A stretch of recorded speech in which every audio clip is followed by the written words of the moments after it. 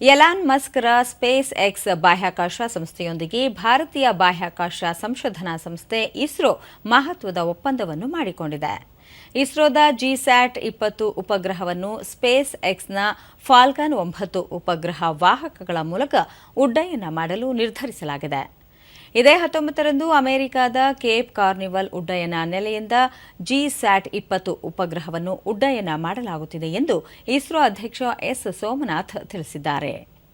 ಈ ಉಪಗ್ರಹದಿಂದ 14 ವರ್ಷಗಳ ಕಾಲ ಭಾರತದ ಸಮೂಹ ಸಂಪರ್ಕ ಕ್ಷೇತ್ರಕ್ಕೆ ಸೇವೆ ದೊರೆಯಲಿದೆ.